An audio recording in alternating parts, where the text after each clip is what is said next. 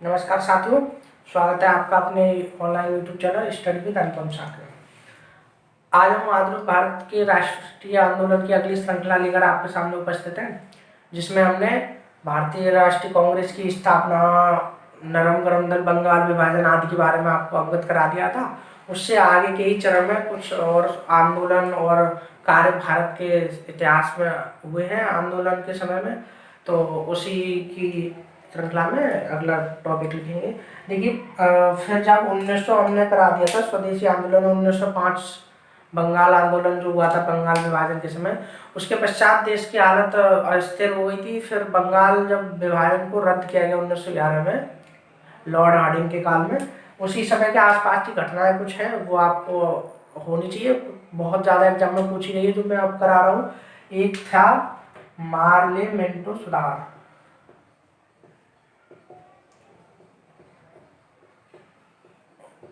मार्लेमेंटो सुधार 1909। ठीक, इस मार्लेमेंटो सुधार में क्या था कि जो भारत के सचिव थे,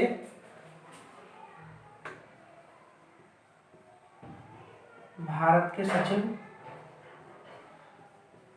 मार्ले थे और भारत के वायसराय थे, भारत के वायसराय लॉर्ड मिंटो, इन दोनों ने मिलकर एक अधिनियम भारत को सौंपा, जिसके अंतर्गत जिसको मार्लेमेंटो सुधार के नाम से जाना जाता है। तो इस नियम का मुख्यतः उद्देश्य ये था कि वो नरम दल को अपनी ओर आकर्षित करना चाहते थे। उद्देश्य इसका ये था कि नरम दल को आकर्षित करना चाहते थे ये इस अधिनियम के तहत। ठीक है, और इनका बेसिकली जो इसका मुख्य उद्देश्य था वो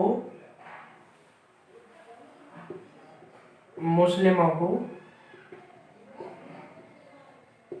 पृथक निर्वाचन प्रदान करना था,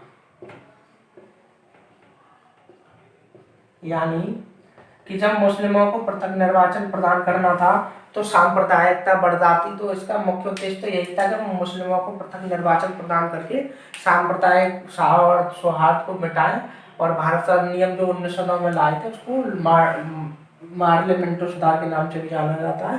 तो जो अंग्रेजों के विभाजन के भारत के विभाजन का मुख्यतः कारण बनी थी वो यही नीति थी, मार्लेमेंटो सुधार। यहाँ से इन्होंने मुस्लिमों को पृथक निर्वाचन की व्यवस्था की। तो जो भारत विभाजन हुआ था 1947 में, वो वास्तविक इसका यहीं से शुरुआत हो गई थी उसकी, कि भारत का विभाजन होगा। ठीक है, ये था नेक्स्ट।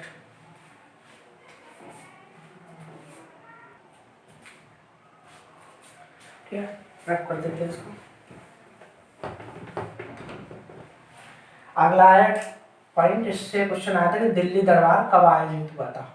बहुत पूछा गया है प्रारंभिक परीक्षा में। ठीक है, 1911 में आयोजित हुआ था दिल्ली दरबार। दिल्ली दरबार का अर्थ क्या है कि 12 दिसंबर 1911 को, तारीख लिखी है 12 दिसंबर 1911 को दिल्ली, 12 दिसंबर 1911 को दिल्ली के एक बहुत विशाल दरबार आयोजन किया गया था, जिसमें इंग्लैंड के सम्राट, जिसमें इंग्लैंड के सम्राट कौन शामिल हुए थे? जॉर्ज पंचम।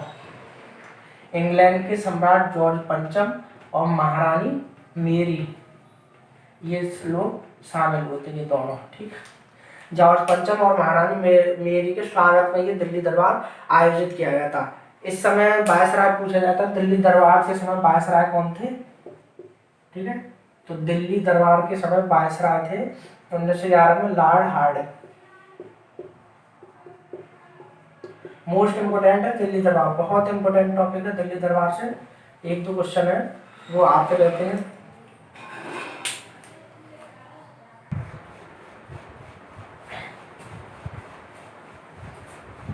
तो फिर इसमें दिल्ली दरबार में दो मुख्य घोषणाएं हुई थी, उनके बारे में प्रश्न बहुत पूछा गया है। क्या क्या घोषणा हुई थी?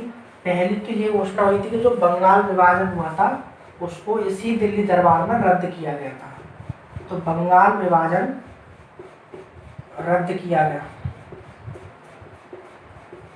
बंगाल विभाजन इसी दिल्ली दरबार में रद्द किया गया था, ये ध्यान रखना है।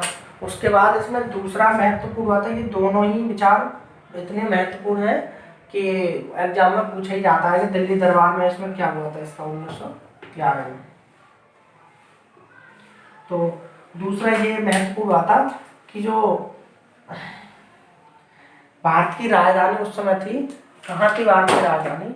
कलकत्ता में थी। तो वो कल भारत की राजधानी कहाँ से कहाँ तक? कलकत्ता से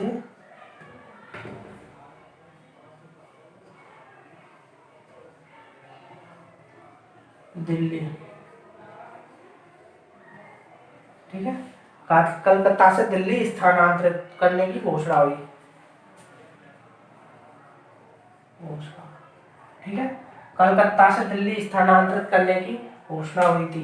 ये कब हुई थी? 1911 में। तो दिल्ली दरबार में ये निर्णय लिया गया कि बंगाल विभाजन भी रद्द किया गया, और दूसरा था कि राजधानी कलकत्ता से दिल्ली चेंज की गई थी। फिर जो दिल्ली कलकत्ता से घोषणा कर दी गई 1911 में, और ऐसा कहा गया है, कुछ बुक्स में अलग अलग है, तो एक मैं एनसीईआरटी के थ्रू, एनसीईआरटी बुक है महेश वर्णवाल की, उसके अनुसार मैं लिख दे रहा हूँ कि 1 अप्रैल, नोट कर देता हूँ, यही जो कलकत्ता से दिल्ली बनी, तो 1 अप्रैल 1912 को दिल्ली राजधानी बनी,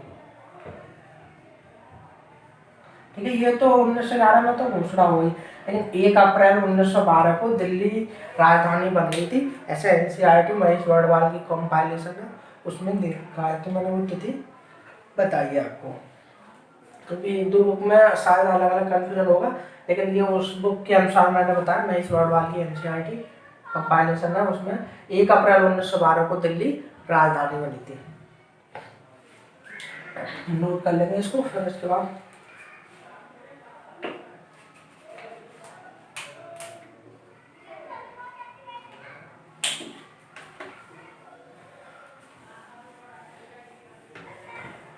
ठीक है, दोनों पॉइंट याद रखने हैं इसमें। राजधानी कलकत्ता से दिल्ली स्थानांतरित हुई और बंगाल विभाजन भी रद्द किया गया था 1911 के दिल्ली दरबार में।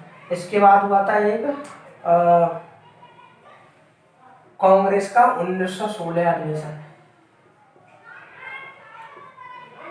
1916 का कांग्रेस अधिवेशन, ठीक है। अब ये क्यों इम्पोर्टेंट है? बहुत ज्यादा इम्पोर्टेंट पूछा जाता है कि 1916 का कांग्रेस का अधिवेशन कहाँ हुआ था, तो याद रखना है ये कहाँ हुआ था? लखनऊ में।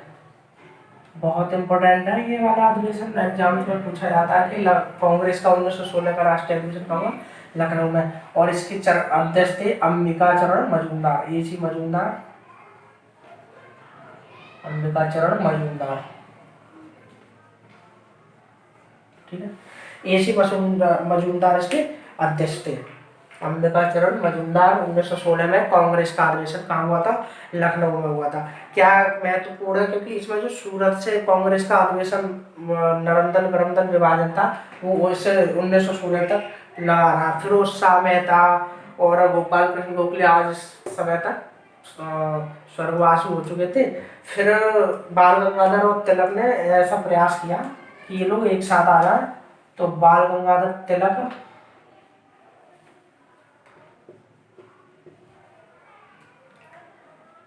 तो इसमें बाल गंगाधर तिलक और एनी बेसेंट, इन दोनों ने प्रयास किया कि कैसे भी करके इन लोगों को एक मंच पर लाया जाए। तो तिलक और एनी बेसेंट के प्रयासों से नरम और गरम दल को पुनः एक साथ इस मंच में 1916 के जो अधिवेशन में एक साथ इन लोगों को फिर से लाया गया कि नरम दल और गरम दल एक साथ काम मिलकर करें। तो 1916 के इस कांग्रेस के अधिवेशन में एक साथ नरम दल गरम दल फिर से एक मंच पर आए, अंबिका चरण मजूमदार की अध्यक्षता में हुआ था। तो 1916 का जो लीग का अधिवेशन था वो दोनों का लखनऊ में ही आयोजित हुआ, मुस्लिम लीग ने। और इस ये ध्यान रखना है कि मुस्लिम लीग का भी जो अधिवेशन था 1916 में वो भी कहाँ पर आयोजित हुआ? मुस्लिम लीग का अधिवेशन 1916 में लखनऊ में ही आयोजित हुआ था, ये ध्यान रखेंगे हम लोग। लखनऊ में 1916 में ही आयोजित हुआ था। दोनों लोगों को, कांग्रेस का भी 1916 में लखनऊ में आयोजित हुआ था अधिवेशन, और मुस्लिम लीग का भी हुआ था। तो इसमें जो गरम दल और नरम दल ने एक दूसरे का सहयोग करने के लिए समझौता किया था, तो जिसे लखनऊ समझौता कहा जाता है इसीलिए। तो लखनऊ समझौता कब हुआ ये ध्यान रखेंगे, 1916 में। इसमें नरम दल और गरम दल दोनों की एक साथ मतभेद बुला के नियम बनाए गए कि हम लोग ऐसे ऐसे कार्य करेंगे देश को आगे ले जाने में आंदोलन में। तो 1916 में नरम और गरम दल का हुआ। तो इसका जो एक क्वेश्चन पूछा गया कई बार कि इसका मदन मोहन मालवीय जो थे, इसका विरोध मदन मोहन मालवीय ने किया।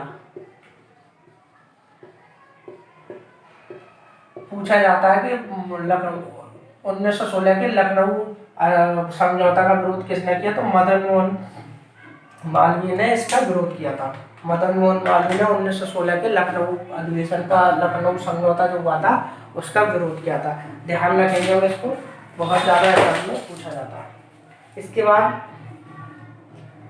उस समय के जो आंदोलन थे उनको ध्यान में रखते हुए क्रांतिकारी और राष्ट्रवादी आंदोलन चलते रहे थे, मित्र मेला, अभिनव भारत वगैरह। तो उसकी एक लिस्ट में बना देता हूँ, लिख देता हूँ। तो उसमें क्या करेंगे, उन लिस्ट को हम ऐसे ही पढ़ लेंगे, क्योंकि पूछा गया है कि इस आंदोलन का नेतृत्व किसने किया, मित्र मेला, अभिनव भारत, ये सब। तो इनको मैं एक लिस्ट में लिख देता हूँ, जो आपकी सहूलियत के लिए ठीक रहेगी। उसको 1 मिनट देख लेंगे, बना देता हूँ।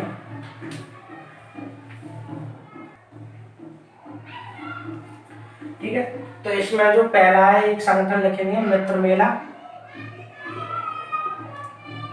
ठीक है, मित्र मेला नाम का संगठन था। इसकी स्थापना 1904 में हुई थी नासिक महाराष्ट्र में।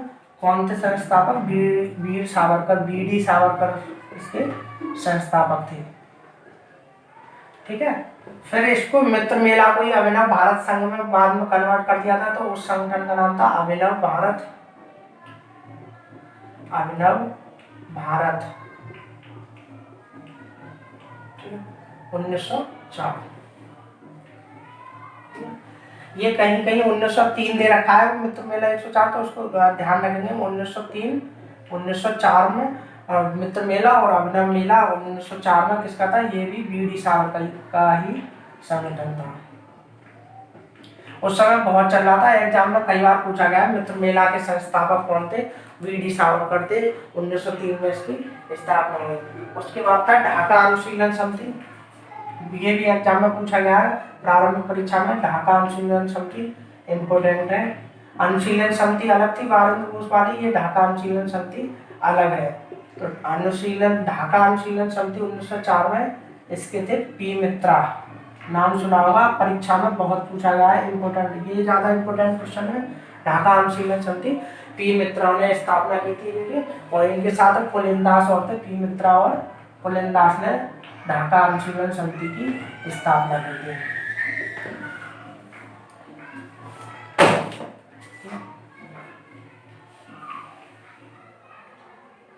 उसके बाद अनुशीलन समिति 1907 में, ये अनुशीलन समिति ढाका अनुशीलन समिति थी, और एक थी अनुशीलन समिति।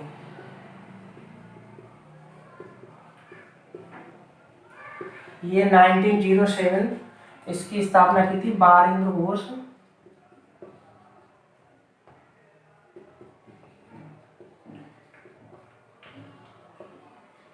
और भूपेंद्र दत्त।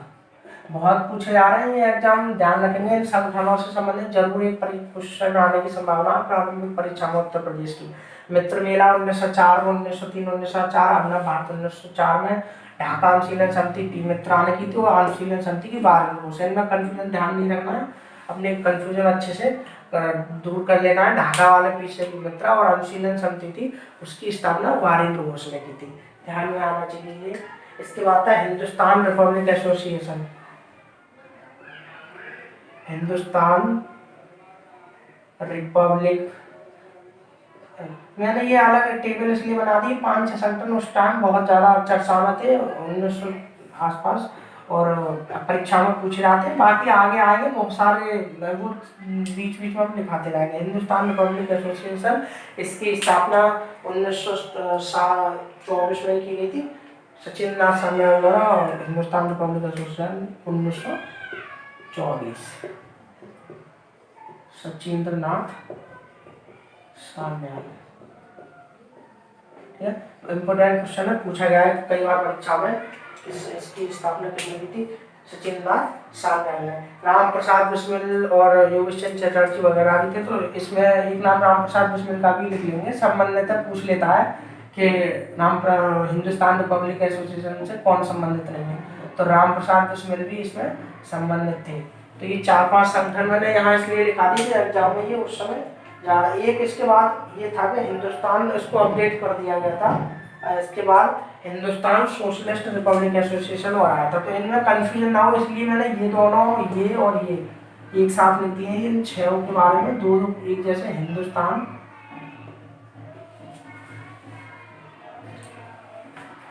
इसमें था हिंदुस्तान रिपब्लिक एसोसिएशन, फिर हो गया एक तो बन गया था Hindustan socialist Republic, Hindustan socialist republic association. ठीक है, ये संगठन अलग बन गया था, हिंदुस्तान सोशलिस्ट रिपब्लिक एसोसिएशन 1928 में। ये परीक्षा में मोस्ट इंपोर्टेंट क्वेश्चन में पूछा गया है कई बार। हिंदुस्तान सोशलिस्ट रिपब्लिक एसोसिएशन 1928 में किसके द्वारा स्थापित किया गया? तो उसकी स्थापना थी चंद्रशेखर आजाद द्वारा, इसलिए ये इम्पोर्टेंट है। चंद्रशेखर आजाद ने हिंदुस्तान सोशलिस्ट रिपब्लिक एसोसिएशन की स्थापना की गई थी। इन 6 को यहाँ लिखने का यही मकसद था कि मित्र मेला को ही हमने भाग कन्वर्ट किया गया था बाद में। तो ये इसके विधायक दामोदर सावरकर है, ढाका अनुशीलन समिति के पी मित्रा है, और जबकि अनुशीलन समिति के वारेंद्र घोष है। हिंदुस्तान रिपब्लिक एसोसिएशन सचिंद्र नाथ सान्याल द्वारा संस्थापित है, जबकि Hindustan socialist republic association Chandrashekhar Azad ने स्थापना की थी। इसमें नोट कर लेंगे इसको।